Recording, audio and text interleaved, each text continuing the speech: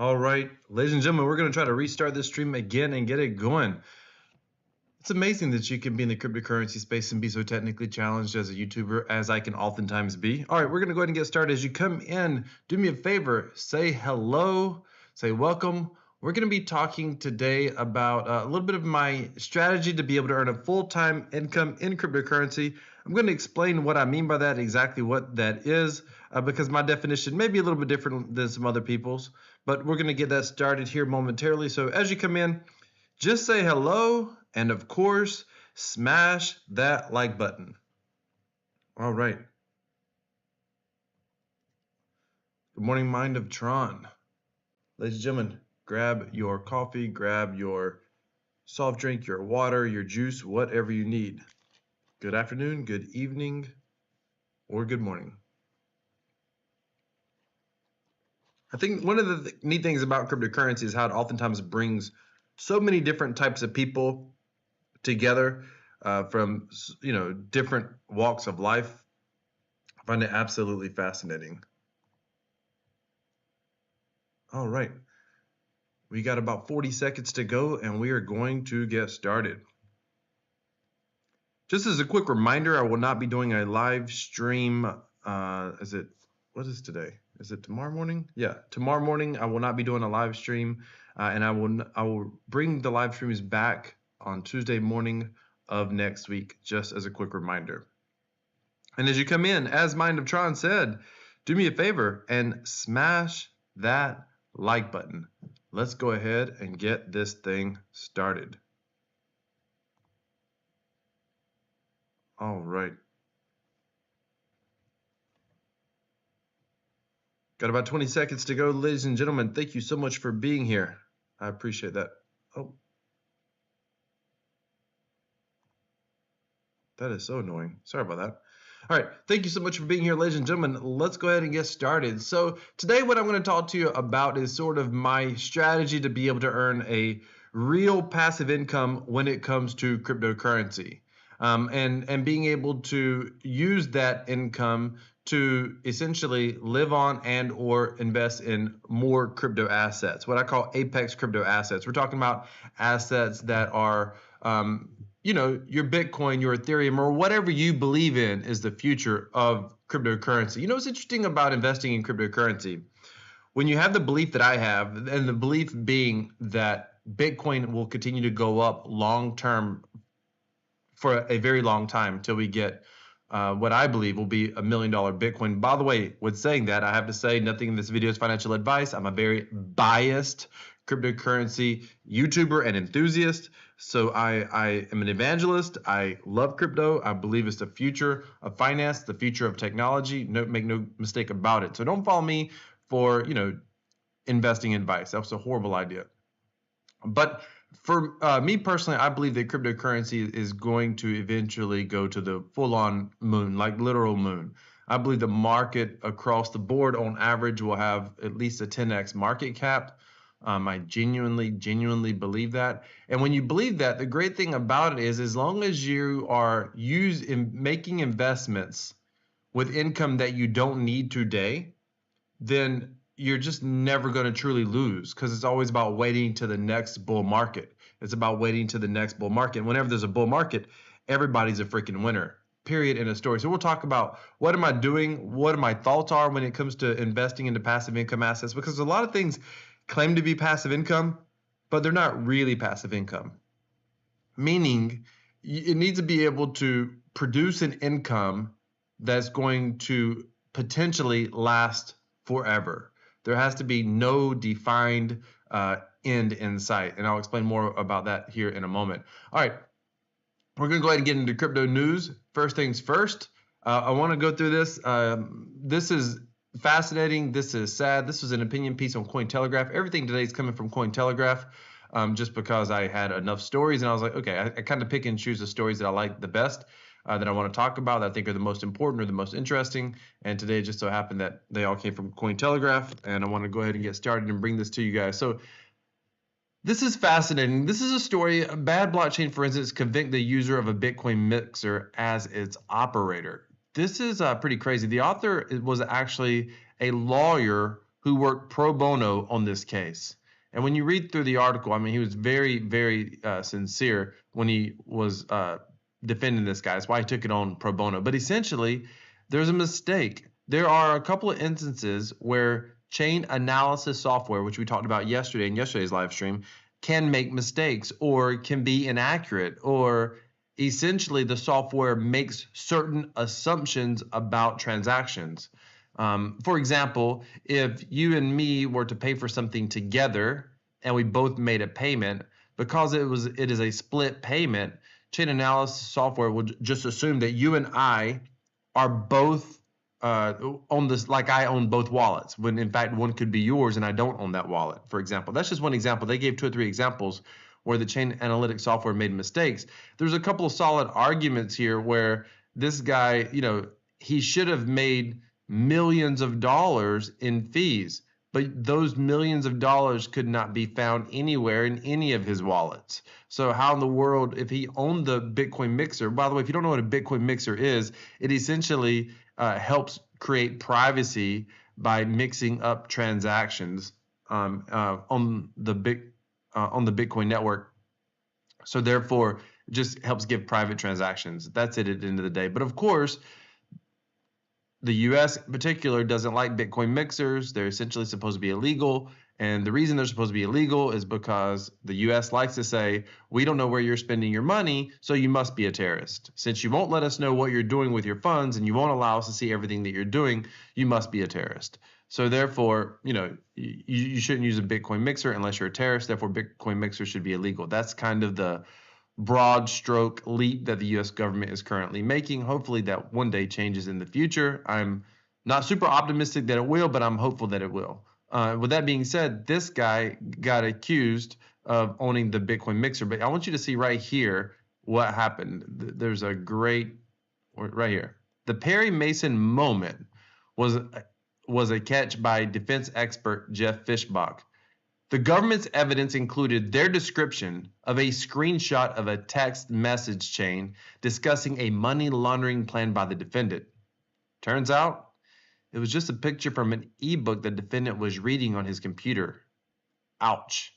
During closing, the prosecution apologized for their mistake, but promised it was their only one in the case. So that's absolute garbage. I mean, and unfortunately, this guy's going to jail for decades. Very unlucky human, just for being a user. Hey, Jack Passive Income, welcome. It has been a while. It's going well. I'm covering some news today, and then we're going to talk about my full-time passive income crypto strategy. By the way, ladies and gentlemen, I want to say this. Big shout out to Mind of Tron, who's a moderator up in here. Go check out his YouTube channel, Mind of Tron. I've been encouraging him to get back to uploading. He put up a very simple video yesterday talking about, I'll let you go look at his channel. How about that? Go check it out. A simple tutorial, a little 5-minute video, getting his feet wet back in the space. Go give his video a like if you don't mind. I try to support YouTubers in the space because I think it's influencers that are ultimately going to be able to get the word out and bring about mass adoption. So please go check out his channel. And Jack Passive Income, welcome. By the way, as you come in, say hello. I'll give you a shout out. All right, let's get going. How will the Bitcoin halving affect the ETH price? So we talked a little bit about ETH yesterday. This article basically rehashed some of what I said yesterday, but they pointed out something that was new. For example, ETH is most likely to go up just because Bitcoin's going up. ETH is most likely to go up because they've got a big upgrade coming. ETH is most likely to go up because they're talking about an Ethereum NFT. An Ethereum ETF. Wrong initials. With that being said, they pointed out something that I guess I hadn't quite considered, and it's partially why there's such a link between Bitcoin and Ethereum price movement.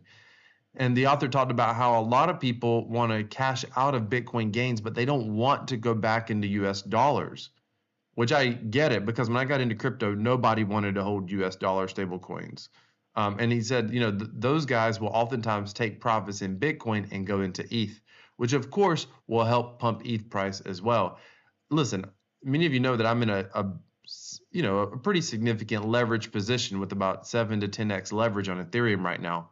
And the reason I got into that position is because I felt like over the medium term, and again, for me, short term is weeks, not days. Medium term is months, and long term is years.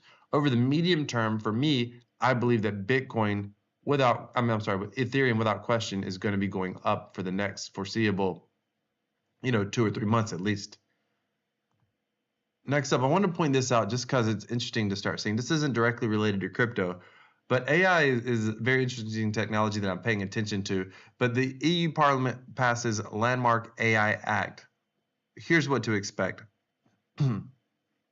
First of all, there's not much for you and I to read in this article. There's not much for us to expect. What they're saying you need to expect is that there's legislation coming finally, and the EU's taking a lead on it. Now, if you go through this article, you find out they've basically, in this legislation, all they really did was said, hey, we're going to lay out a framework for whether AI technology should be banned, should be high risk, moderate risk or low risk technology. And they give some examples of like what should be banned, but they don't go through a lot in here. Essentially, where's it at? Here's the 4 categories. An example of what could be banned for would be AI-powered remote biometric identification systems to scan faces in public by local authorities. Here's an example of what's going to be high risk. Here's my problem when I read through this. First of all, I don't know if you all are aware of this, but we are misclassifying AI in general.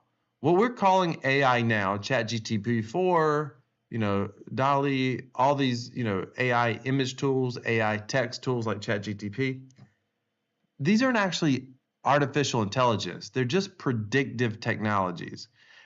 All they're doing is that, they're going to save you time if you're trying to write anything, or if you've got a question, you want to know something, it's going to save you a little bit of time going to ChatGPT as opposed to example for a search engine, which is why all the search engines are trying to implement ChatGPT. They want to keep your traffic, your eyeballs on them, as opposed to going to one of these technologies. But all ChatGPT does is predictive text. So it just pulls information from everywhere. It doesn't actually do anything on its own, make decisions on its own, transact in any way. It shows zero intelligence. So with that being said, first of all, I find it weird. Like, why are we calling this AI? Like this, and so I'm sorry, many of you watch me, have a little bit of a skeptical mind. Why are we calling this artificial intelligence? Is there something to that, or is there a reason that we're intentionally mislabeling this? I'm not really sure. When I go through this sort of article, I start wondering, okay, who's going to determine that something's high risk? And what does that end up looking like? Who knows? It'd be interesting to see how it develops. I'll continue to follow it. I think AI technology could eventually be very, I could see some crossover with cryptos in the future. So we'll have to wait and see what that looks like. I know there's a lot of AI crypto projects out there. It's not my thing, but it doesn't mean there's not good projects out there. It's just not my thing. Let's keep going. We talked about this yesterday. Nigeria presses Binance for user data on 100 top local users. So this is scary to me. We talked about the fine. Nigeria posed $10 billion fine on Binance. Yesterday, we talked about how they arrested 2 executives who are nothing more than executives. They're nothing more than employees of the company. But they got arrested basically because Nigeria is upset that cryptocurrency is undermining their local currency. And they're being very aggressive about this. But I think this is the same kind of thing. I think we're actually going to see some of this stuff as we start to get closer towards mass adoption. I think we'll see more of this happening, starting with these smaller countries, but eventually larger and larger countries. Now they're wanting Binance to give up 100 users' data, 100 different users. They want their data. They want to know who they are, who is using this. Obviously, they're not doing this to give them a call and say, hey, thank you so much for being a great citizen. And so I think this is something that we have to be aware of, citizens of the world, that governments may be willing to do this stuff. Now, listen, Nigeria is far from the EU. Nigeria is far from, even the South American countries for that matter. Nigeria is far from anybody in the West. So I get it. We're talking about Nigeria. I'm a little bit familiar with Nigeria. I have a buddy who did some speaking events in Nigeria, which is crazy. His stories are insane. So there's a lot going on in that country. They're not to the level development wise of a lot of other countries. I get it. But it's just that any government could require any of these crypto exchanges to give up their data. This is one of the downsides to using centralized exchanges. This is one of the benefits of using decentralized exchanges. This is why decentralized technology is so, so incredibly important, in my personal opinion, and it's why I'm a huge fan of decentralized technology. So just something for us to keep an eye on. FDIC official urges this is crazy, urges better digital asset policy to maintain U.S. influence. Well, on its surface, I could agree with this. The U.S. government needs to do something to maintain its influence around the world if they want to continue to be the financial leader in the world. And I think it's probably good for the world, to be very honest. There's a certain level of stability in the world when the U.S. is the financial leader, but they are losing their grip and they are losing their financial dominance around the world for good reason. They're manipulating their own currency, inflating their own currency, and that's hurting a lot of other countries. And it's hurting those countries that are holding their reserves. When you hold your country's central bank reserves in U.S. dollar, and the U.S. dollar loses potentially 3 to 6% in a year, that's a problem. That is an absolute problem, and that's supposed to be the backing, essentially, of your country.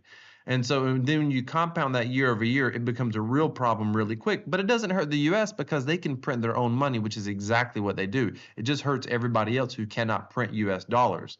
So the FDIC, this official, saying, hey, we need to get more hip on these digital asset policies. I mean, the EU is already creating laws around, around AI. Other countries are already making decisions based on cryptocurrency, and we're not doing anything. We're slow to the punch. We got the SEC running amok, but we can't even rein in the SEC. So he talks about how you could tokenize certain digital assets. And now he's talking about this from a central bank digital currency standpoint. He is not talking about this from a decentralized technology. But he recognizes in this article that, hey, some of this blockchain electronic technology could allow for more efficient banking.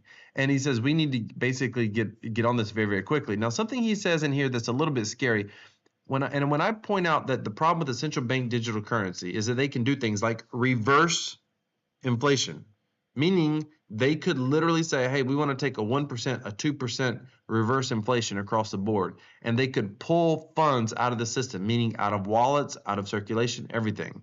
They could essentially do a reverse stock split on the currency. Now, every $10 is now $8. That's a scary thought, even though it's one of those things in theory should make sense and shouldn't matter long term. It's a scary thought for someone to realize they could lose dollars out of their account potentially. That's what a central bank digital currency could potentially do. But and when I say stuff like that, people are like, that's crazy. The government would never do that. And I just don't understand how people can have so much trust in an entity that is self-serving ultimately. I mean, politicians are not looking out for you and I. They're looking out for whoever's looking out for them. But he did talk about the risk of a bank run, and that these tokenized assets would need to have some sort of a stop switch, or what he could kill switch, or something he called it. And when you see that, you're like, what? How did we have these? A lot of countries have sort of kill switches or stop switches or pauses on things like stock market exchange, like a cool off period, etc.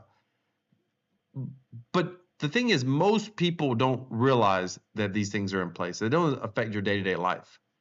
But when you say, hey, we want to prevent a bank run, so now all of a sudden we're going to have a kill switch or stop switch, it just makes me nervous. Like, okay, so how are you going to stop people from transacting if we have these tokenized assets? You see, no one can stop me from spending my dollars.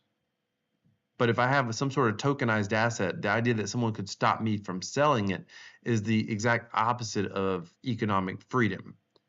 And if they do stop me from selling it, my question is everybody going to be stopped at the exact same time? Or are certain power players going to be able to play the game without me, so to speak, sell their assets? It's interesting to think about. It's very interesting to see where this is going. I think the FDIC needs to do something, but they are way behind the 8 ball for sure. Biden resurrects 30% crypto mining tax in new budget proposal. Okay, so essentially, President Biden has put together a budget proposal.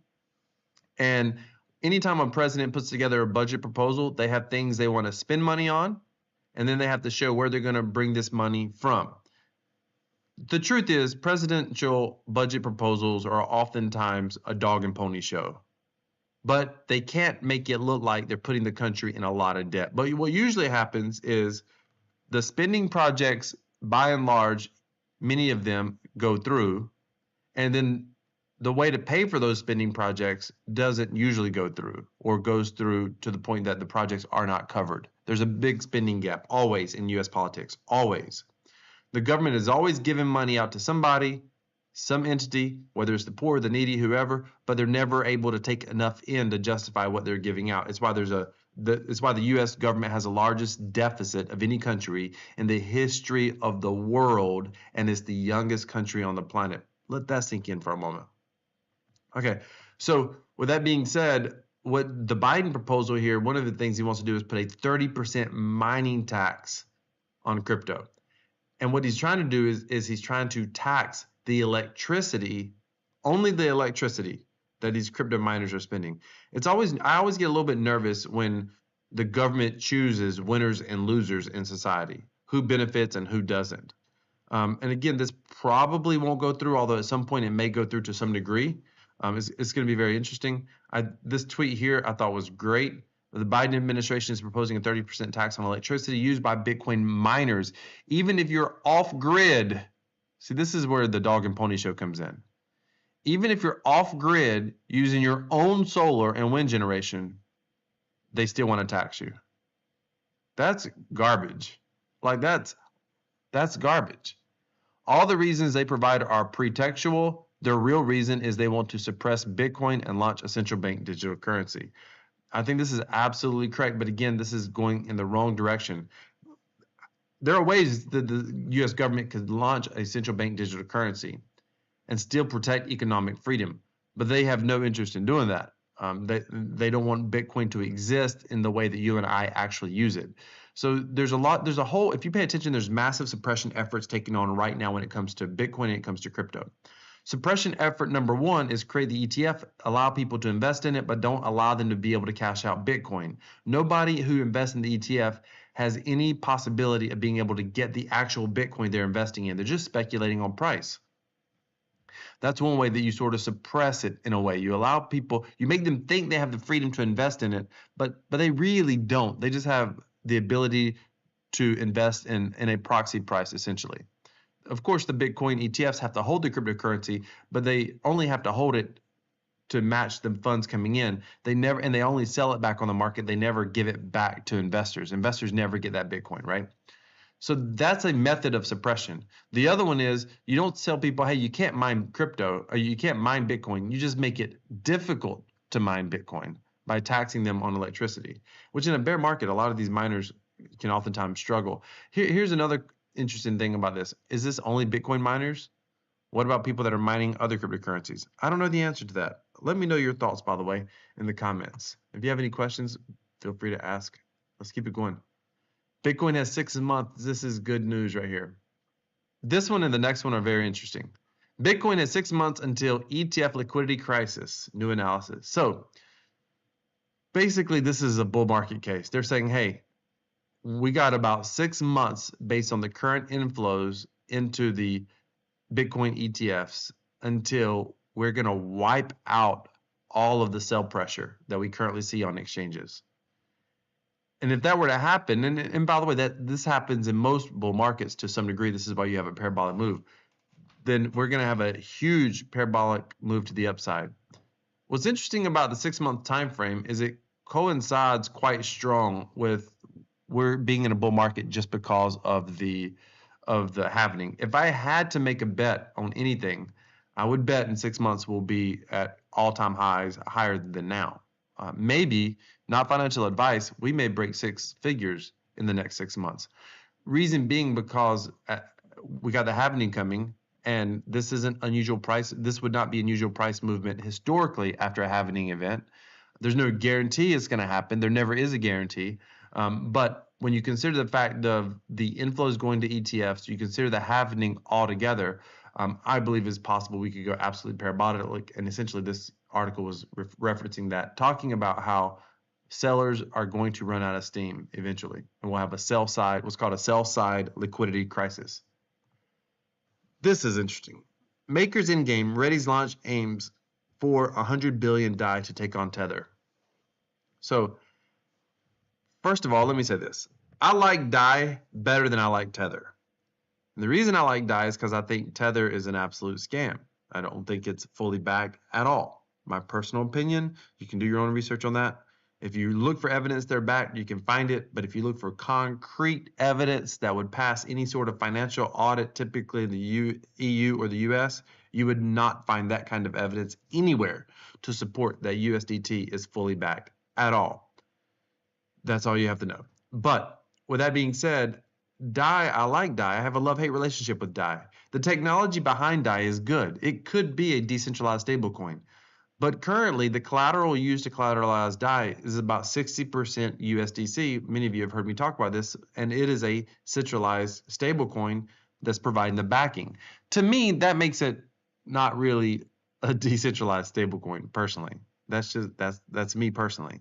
And you all know I love stablecoin projects. I love any projects that's producing a stablecoin where that's either part of the project in general or where I love any project where the stablecoin I'll just say that, where there's a stable coin included, because I want to, and there's different mechanisms out there, because I want to see a decentralized stable coin work. I'm all for decentralization all the time. I don't have a problem with exchanges, but at the end of the day, I want to see decentralization is what makes all this whole thing work, in my opinion.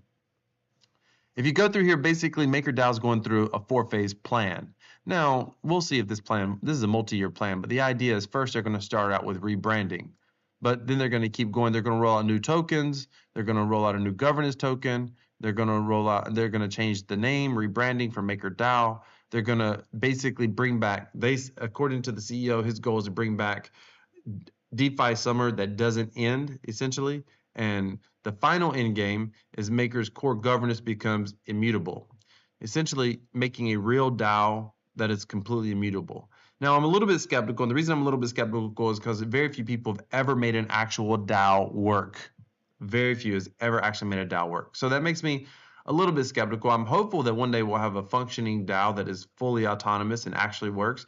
The other thing I like about this is if this is the goal, this means that basically they're going for more full decentralization. And I think they've got to do this. I actually think they're behind on this because I think MakerDAO, if we get stablecoin regulations, I do expect us to get strong, stringent stablecoin regulations. If we do, MakerDAO and DAI could be radically penalized because we may see all stablecoins either be, what's the word I'm looking for, made illegal, or the government's going to pick winners and losers. They're going to say, hey, USDC is approved as an official stablecoin, for example. Something like that is probably going to happen. The only way to survive this and have a true decentralized product is to be able to have true decentralization that cannot be shut down. It'll be interesting to see what happens. Let me know your thoughts. By the way, if you disagree with any of this, by all means, let me know. Leave it in the chat. And I appreciate you watching. Do me a favor, smash that like button if you're here. I think we're up to 2 or 3 likes so far. We're going to start talking about this right here. Kind of the strategy that I'm using to be able to earn a full-time income with crypto. And I'll tell you right now, if you look across like this month, I'm probably going to earn from passive income strategies between $3,000 to $4,000, $3,000, $3,500. Be conservative. That's right now where we're at, and that's awesome. My idea here is to be able to earn a minimum of $5,000 a month in cryptocurrency, in Bitcoin, and whatever. The idea behind earning this $5,000 a month is to be able to take this money and, if I needed to live on it. And by the way, to be very honest with you, I don't even need $5,000 a month to live. But if I needed it, I could live on it. What I would primarily do with it is purchase more crypto assets, Bitcoin, Ethereum, etc. Again, this is not financial advice. This is just me. These are my opinions. This is my strategy. These are my thoughts. But most people, I think, are going all about investing in crypto all wrong. What most people are doing is they are sitting here, and I keep thinking about writing a book on this, doing some more tutorial videos, but you're getting kind of the raw version of this. Maybe eventually I'll do something more real on this and more concrete. But this is kind of the raw version. And if you have questions, please ask, because it helps me kind of think it through in my head as well, because I need to get clear on this before I either put it to paper or before I make a video out of it or something where I just talk about this. But most people are investing in crypto all wrong, and this is why. They are either focused on trading crypto and trying to make more that way. The problem with trading crypto is, in cryptocurrency so far, not one trader has ever outperformed hodling. You think that through for a moment. You think that through. Not one trader long term has ever outperformed a hodl strategy when it comes to Bitcoin, Ethereum, etc. Not one. Find me one that can, and with proof. Let me see their trades. Let them publish the trades. They're not going to do it. And there's so much content about trading. People want to trade, but the reason they want to learn how to trade as opposed to hodl is because people don't understand how to sell, and they want to be able to produce consistent income. I get that. Like that, I fully get that. The other thing that people do who hodl is they're constantly bringing in fiat. And so their hodl strategy is mostly limited to basically their job or their income. And they can own, and every single dollar they bring in from the outside world, so to speak, outside of crypto, outside the crypto ecosystem, every single dollar is the problem with that is it's taking money out of their savings. It's taking money out of their lifestyles, taking money out of the, money for their kids, their future, their family, etc.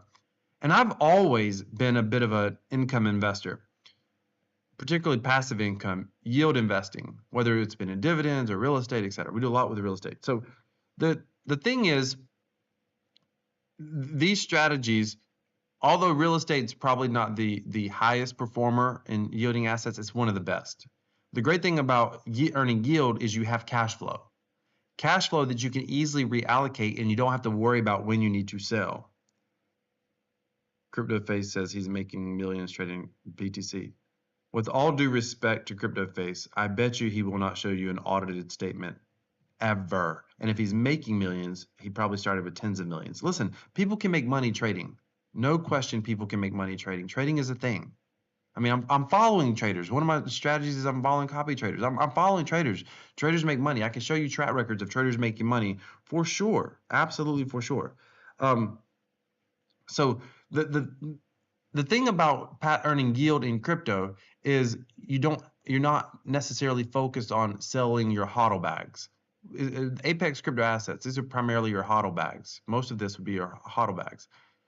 And there's a lot. This is very, very simple. The truth is, this pie could get split up several different ways here.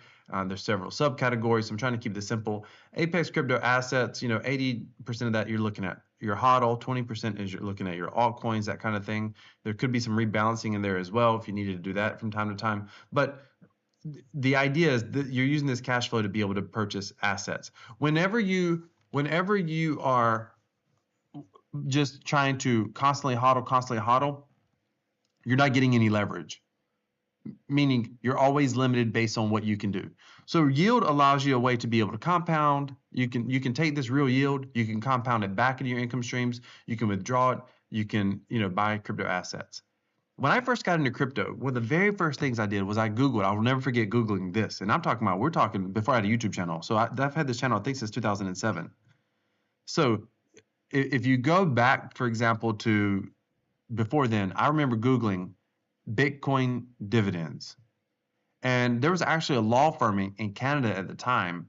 They had set up, for qualified investors, they had set up these Bitcoin funds informally. And what they were doing is they were taking money, putting it in Bitcoin, and they had found a way to leverage that Bitcoin, basically borrow against it. And they were using that to make some traditional investments, and they were going back in Bitcoin. Same thing that people claim they're doing in DeFi, and they're not. It's just a Ponzi scheme. And the reason you know it's a Ponzi scheme is because they're paying 1% a day, and nobody anywhere on the planet can earn 1% a day consistently, ever. If they did, they would take up the entire world's economy within a matter of like 3 years. So these guys are doing it, but they were only paying out a yield of like 6 or 8% a year, 9% a year, which was reasonable based on the activity of what they were trying to do. And you look at managing risk. But the reason I was looking for Bitcoin yield is because I was like, no, my Bitcoin's got to do something other than sit there. Like, or at least part of it's got to do something other than sit there. And so now in crypto, there's crazy, crazy opportunities all over the place.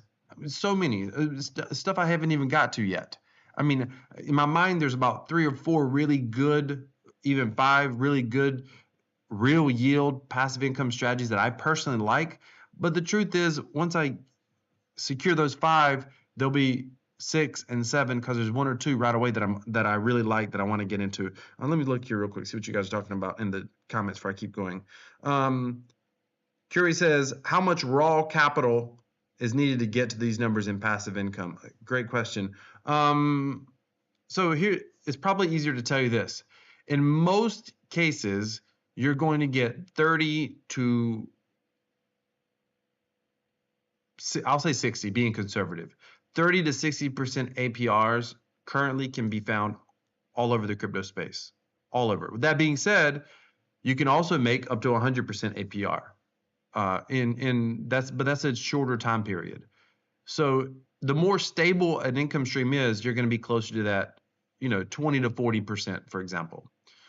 And over time, the idea here is not to compound this real yield forever. You do want to get a little bit more stable, put more efforts into stability. And I can show you, different things that can be more stable, less stable. You can get as aggressive as you want with a lot of these strategies. A lot of these strategies have some diversification. So let's get into what I mean by real yield.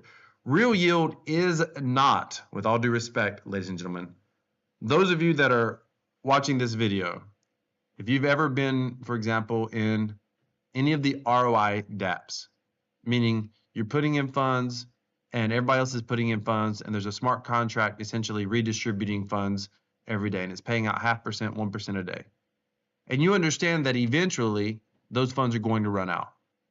That's a bit of a Ponzi scheme. It's not a scam. We all know what's going on. You can see it. It's done on a smart contract. No one's claiming they're investing money that they're not. Everybody can see it. But that's going to collapse. That's going to end. And then, of course, you got the outright Ponzi scheme. I could name names right now. There's one that begins with an S. There's one out there right now that's claiming that they're using arbitrage bots. There's another one that's claiming they're using sports books. There's 10, 20 of these things going on at any given time. Go watch, some of your favorite passive income YouTubers. The passive income YouTubers fall in 2 categories. They either talk about almost exclusively yield farming, nothing wrong with that, by the way, that is legitimate, or they talk exclusively about scams. That's almost it right there. And when it comes to passive income crypto YouTubers. And there's nothing wrong with yield farming, by the way. But I'm talking about earning a real yield in something that has no reason to fail. It doesn't mean it's going to fail, but has no reason to fail. Like there is a possibility it should be able to last for indefinitely into the future. I don't want to say infinitely, but it should be able to last indefinitely into the future. A Ponzi scam is going to collapse when it runs out of money every time, every one of them. So we're talking about things that can last, right? So for example, some of you saw by the way, those of you who saw my trade yesterday, here's where we're at on that. I sold this option yesterday. This is options, right? This is Lyra. This is one of the more active streams I have. I like it because I'm in more control of it.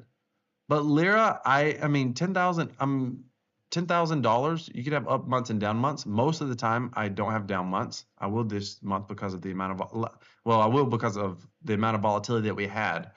But typically, the market doesn't have to go up, doesn't have to go down. The great thing about all these passive income strategies you're going to find out is that they're well diversified, meaning how they earn the yield is diversified. The yield that they earn is diversified, meaning some of them pay out in USDT or USDC. Some of them pay out in Bitcoin. So the way that they earn the yield is also diversified. I mean, the way they get the yield, the vehicle of yield, I guess, is also diversified. So, but with Lyra, reasonably, I can earn somewhere. I mean, I want to be conservative, but we'll say $10,000, I can earn 500. That may be 300 one month. It may be 600 or 700 another month. I mean, I have had 10% months trading options, but let's just be conservative and say 5% is what I can earn trading options with Lyra. That's cool. That's interesting. There are other platforms out there. Lyra is much more decentralized, so I'm supportive of that. That's what makes this particular one interesting. And by the way, I'm earning, even though I'm trading against Ethereum and I'm trading against Bitcoin price, the reality is I'm earning USD. That's the reality of this one. So again, here I am trading against crypto assets. I'm selling options, not buying, selling options on crypto assets. And we touched on that some yesterday. If you have any specific questions, please feel free to ask. There is a link to Lyra in the description. It's an affiliate link. I don't even know exactly what I earn. Some percentage of fees, I'm sure. But with that being said, like tomorrow, this will expire. This will expire. No, not tomorrow. Yeah, tomorrow this will expire. Friday this will expire. This will expire. That will free up this capital for me to make additional trades. When I make a trade, I make on average just under 1% on the trade. So the question is, how many trades can I make? Now, when I say, for example, the earnings can go up or down, I can make much more conservative trades. I can stay, if I wanted to with Lyra, I can stay in the 200 to 400 range. I can stay in that 3%, 2% range each month. That's going to give me a much more consistent return. And I can absolutely do that. Now, as this grows, my personal strategy is to secure $1,000 a month with each strategy. 5 or 6 or 7 strategies. Now you're talking about making $5,000, $6,000, or $7,000. $5,000 a month is the goal for me to say I'm making. For me to say that I'm currently making. Sorry, I just saw that big smoke. I'll check that out. $5,000 a month is when I'll say, hey, I'm earning a full-time income. Will I live on it? No, I'll use it to buy more crypto, and that'll go to over here to Apex Crypto Assets. Give me the title of the article, Big Smoke, and I'll check it out. Okay, so this is one strategy, right? This is another strategy, BingX. You guys are familiar that BingX is killing it. This is copy trading. You can follow my copy trading journey. Go down in the description. You can follow my journey to make $1,000 a month. Spoiler alert, I've made over $1,000 a month this month. I've brought in new capital. Let's see where I'm at right now. So there's $13,400 in this account. I started the month. I brought in about $400, by the way, for the month. So take that out. Let's just say we're at 13,000 even. I started the month on the 1st of this month. I had $9,523. So this one's been huge, huge. 10, 11, 12, 13. Jeez. And of course, in all fairness, though, a big part of that is also coming from my Ethereum trade. So take, it's about 1,700 on the Ethereum trade that I'm in profit. So if you take that 1,700 out, that still is going to have me up about 1,500, 2,000 for just copy trading alone. These numbers, by the way, are a little bit wonky. This is what I'm down. I lost in the past when I was starting this for sure. See, copy trading is another great example. You can play the aggressive game on copy trading. You can go after very aggressive traders. You can come over here. 2 things you should always look at when you're copy trading. Always, always, always. And I should do a full tutorial just on this. But you should always look for conservative traders with long track records.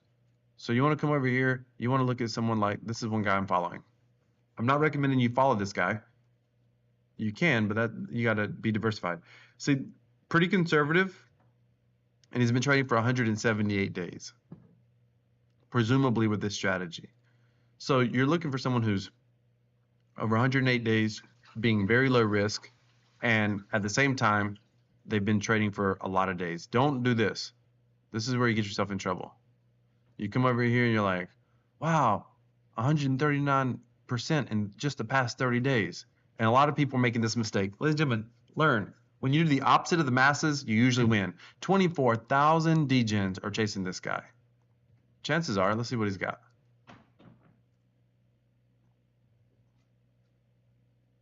crazy high risk. Crazy high risk. He almost liquidated right here. Crazy high risk. How long has he been trading? 400 days. That's good. Somebody's going to chase this guy. 2,000%. So if he works for you, but that's degen. Like we're not, here's the thing. Somebody starts making, so Corey asks a question. I think it's Curies, C-U-R-Y-Z, however you said that. He said, how much capital do you need to get these numbers in passive income? Let me explain something. Everybody's looking for, how do I take a little bit of money and make a lot? And that's fine. But what people fail to realize, like I know people who are making $100 a month with some sort of passive income. Maybe they're using some sort of dividend income strategy, and they're making $100 a month. And they think that $100 is nothing. But what they fail to realize is that money is freeing up your time. When it comes to financial wealth, you got to look at, do you have more time? I just got to get off that. It just looks that looks crazy degen. Let's go back to one of my pages.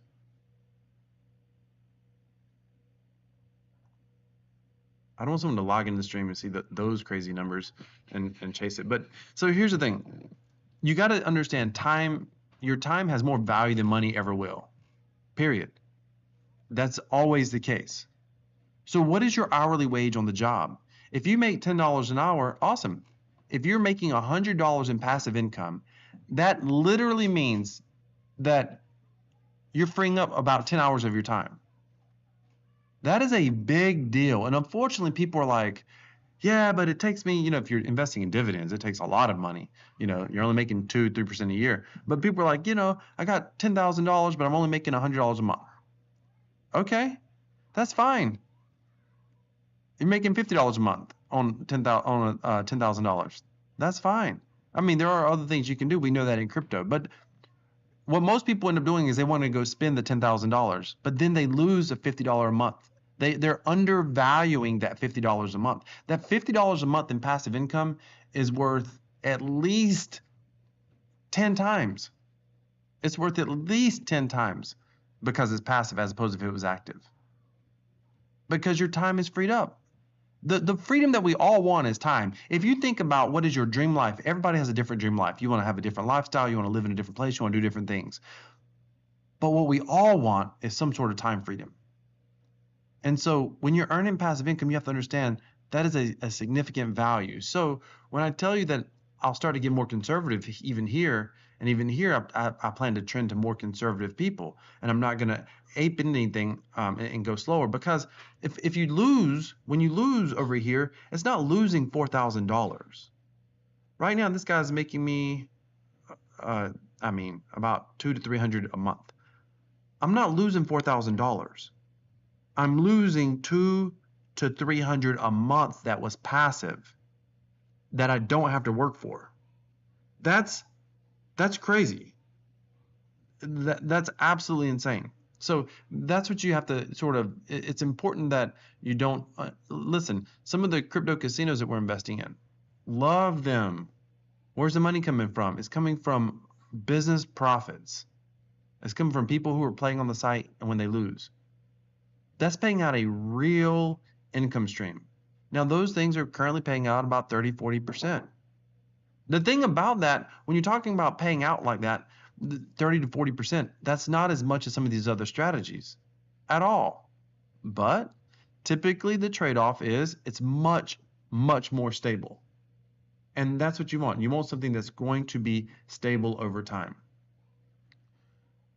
Another passive income stream, Earn Protocol. Earn Protocol is interesting. It's fascinating.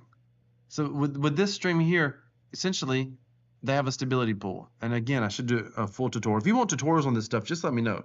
Smash that like button.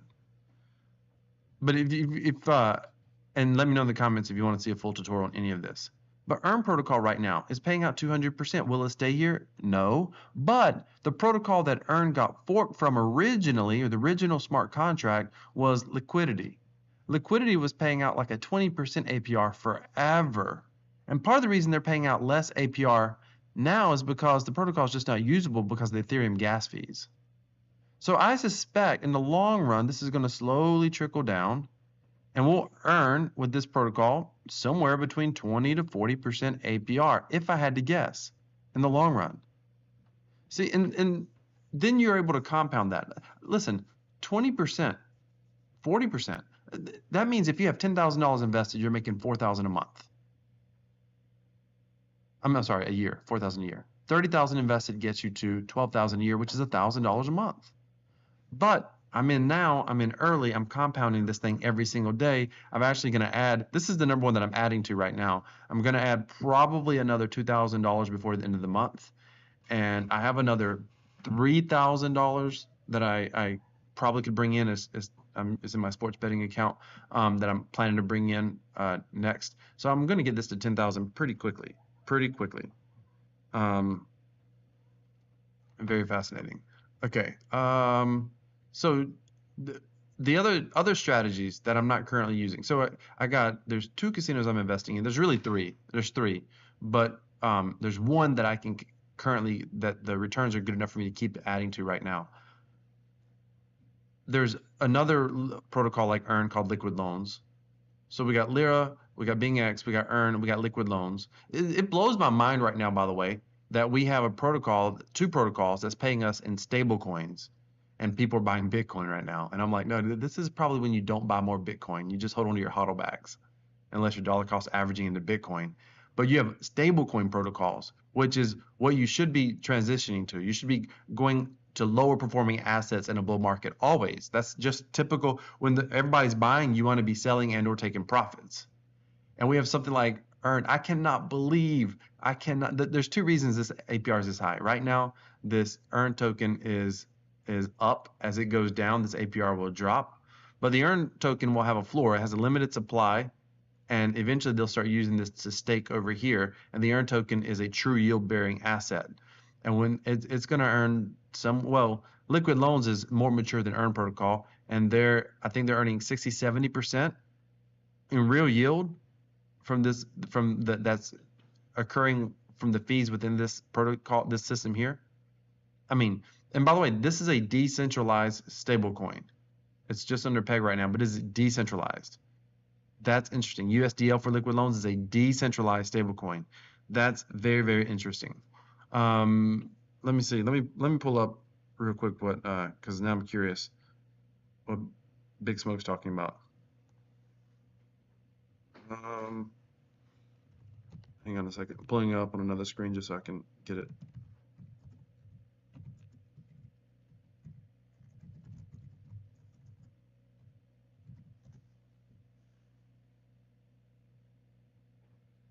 Ooh, look at that. Good stuff. Holy crap. Check that out. Man, I wish I'd came across this morning. This is what he's talking about. Ladies and gentlemen and ladies. This is the problem with centralized stablecoins. That's going to take a minute to come. There we go. Oh my goodness. Oh my goodness. Appreciate you showing me that. Wow. Tether collaborates with the FBI and the Justice Department to seize 1.4 trillion in USDT from crypto wallets.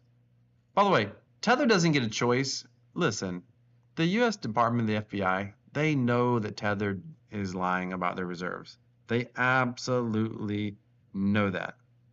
I mean, that's clear. They know that. Wow.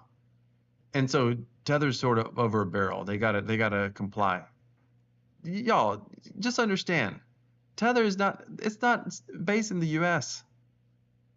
I don't even think they're US citizens buying Tether at all. So this is crazy. USDT issuer Tether has helped top government officials seize digital assets from an unhosted crypto wallet.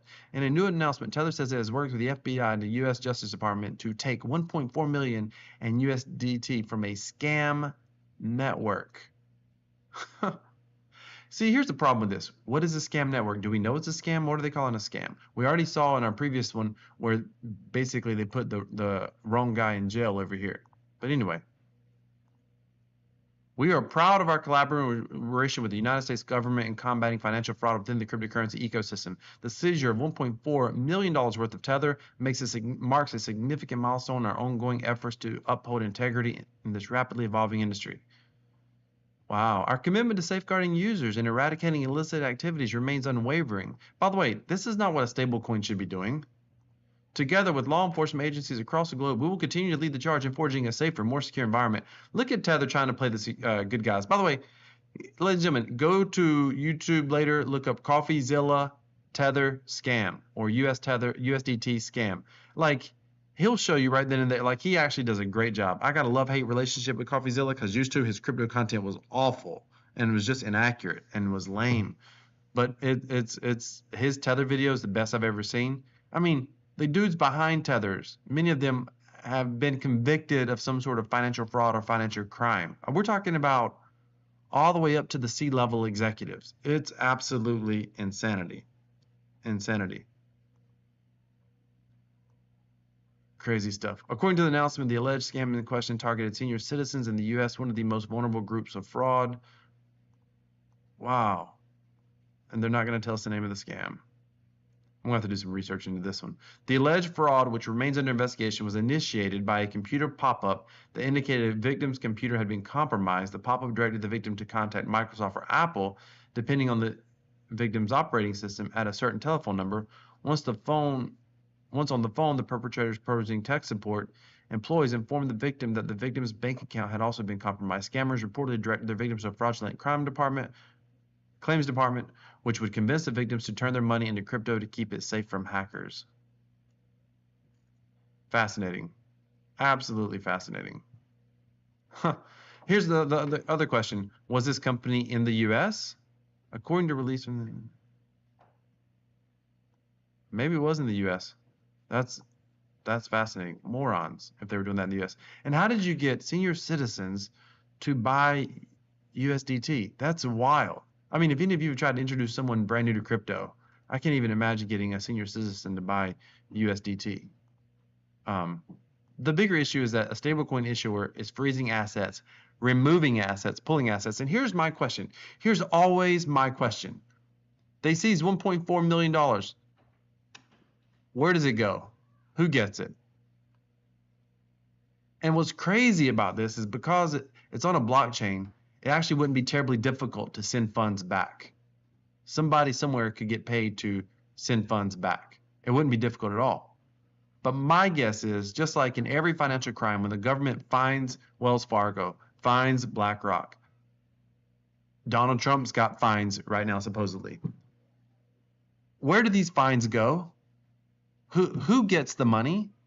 FTX, when are those victims ever going to get their money back? They've already said there's enough money there to pay everybody. Why aren't they being paid back? Why is that not a top priority? Whenever there's these fines or money confiscated, where does it go? Right now, the federal government is still sitting on the Bitcoin that they pulled from Mt. Gox. I'm telling you right now, I believe that's intentional. I believe it's their way of holding reserves in Bitcoin without announcing that they're holding reserves in Bitcoin. I genuinely believe that. I could be totally full of crap, but I genuinely believe that. Let's see. See what you guys are talking about. I don't know anything about the Gary network. Why crypto? I can take a look at that another time. Yield max ETFs. There's nothing wrong with that. The yield max are still brand new. He's talking about ETF high paying dividend ETFs right now. Yield max, interesting. I mean, it's very interesting. I followed some influencers that are investing in yield max. I wouldn't be surprised if we followed some of the same ones. Big Smoke. And again, I'm not opposed to them per se. I'm just wondering how long will they be able to sustain that, because some of them are paying, and how ETFs can get away with this, I do not know. But some of them are using some of their capital allocations to pay back dividends, meaning they're paying back more than is being paid to them, even above the leverage they're using to get the dividends, which means at some point they're going to collapse in on themselves, or they're going to have to drastically cut their dividends. And some of them have restructured dividends. So I don't fully understand how long they'll be able to do that. But it's interesting nonetheless. For sure. John Murphy says sports betting. I understand that much better. Yeah, positive EV sports betting is where it's at. That is a real thing. Mtron, I heard something about this being part of the YouTube double scam ads. I'm not sure on that. Oh, the Ethereum Dunkin' upgrade. That's not how you spell it, but that's how it sounds. The Dunkin' upgrade is now live. That's good to know. PulseX farms are really good right now. They absolutely are. PulseX is good. I'll give a shout out to SparkSwap.xyz. Anyone who's a part of that EMP system over there, you probably should be using SparkSwap.xyz.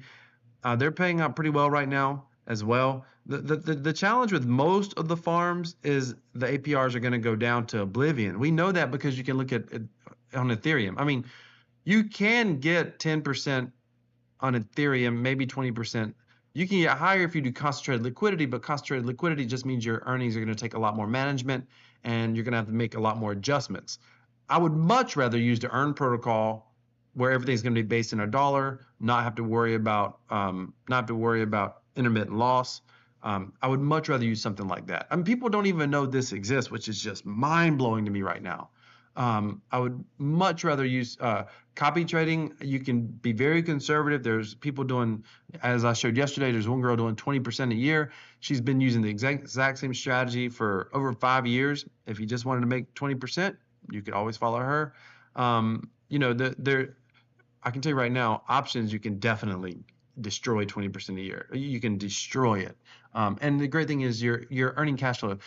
Yield, the thing with yield farms and PulseX even right now, the ink token and stuff, the earnings are good. But the question is, how long and to what end? At some point, I think it comes to an end. And I don't even want to say this. I'm a little bit bearish on ink.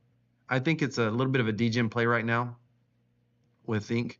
Because we have to believe that there's going to be a use case created with no real evidence of a use case created. And even if there is a use case created, that is an ever inflating token supply that never stops inflating. So I feel like there's going to always be sell pressure because there's always going to be a significant token supply increase.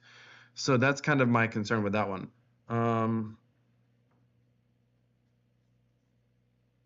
Mind of Tron said he's having trouble with the Spark Swap bridge. Listen, I'm not using the only thing I'm going to use is ChangeNow.network. I know people like to use the Spark Swap bridge. Nothing against those guys. They have a way for you to be able to bridge over much cheaper. But you go from basically, instead of paying $10, you pay $1. I don't know, man. There's bridge risk. I just don't want to deal with it. I actually am one of the people that have been burned on a bridge significantly. Don't want to deal with it. A couple of the income streams that I haven't talked about here. I'm going to be talking more about some of the casinos because those things are, people don't even know you can make 30, 40% right now on BFG, which is mind numbing. I mean, that's crazy. The amount of money that I have made on that thing is nuts. I mean, I went in I think I went in with $1,500, $2,500. I can't even remember. Maybe it's $3,000 initially. I pulled $15,000 out of that thing. And then I'm still earning on that thing. It is just mind-blowing how much that thing's made. Freaking Starbets right now, which you can't buy their token. They're starting out just like BFG. You can't buy their token. But I mine Starbets. I put $6,000 in. It would take me $94,000 to mine Starbets right now. But again, people don't even know these things exist anymore. There was a time, just like there was a DeFi summer, y'all, those of you, Mtron can contest to this.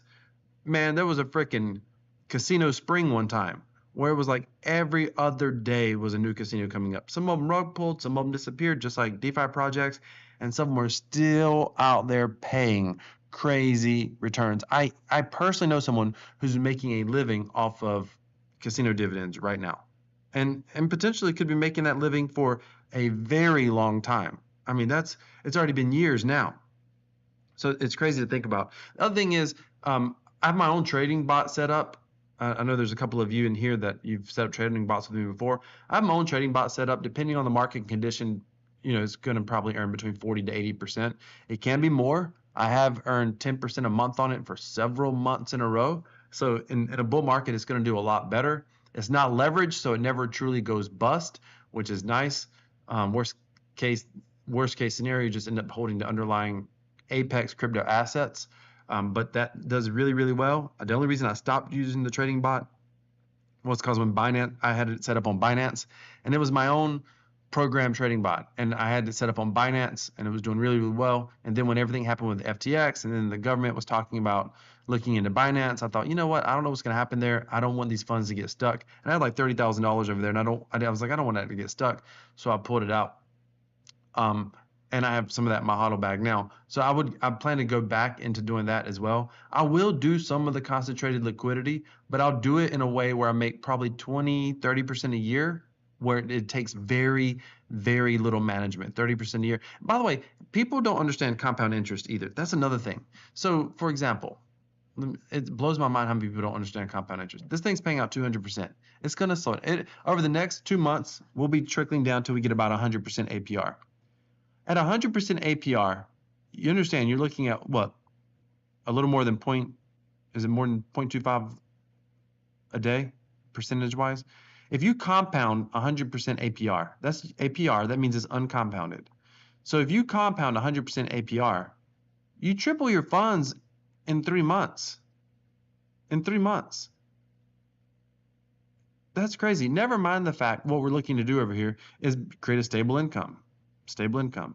And the truth is, I'll keep compounding part of it, and I'll use part of it to buy Apex crypto assets. I'm actually not going to use it for income.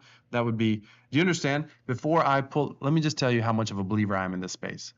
I'll talk about earning a full-time income because it gets clicks and people like to hear about it. And it's not clickbait. I am earning enough money for it to be full-time income. But the reality, the absolute reality is that if I use crypto for income to live on, I have exhausted all of my other real life income streams. And I'm in a position that I'm good. I'm really good for really good.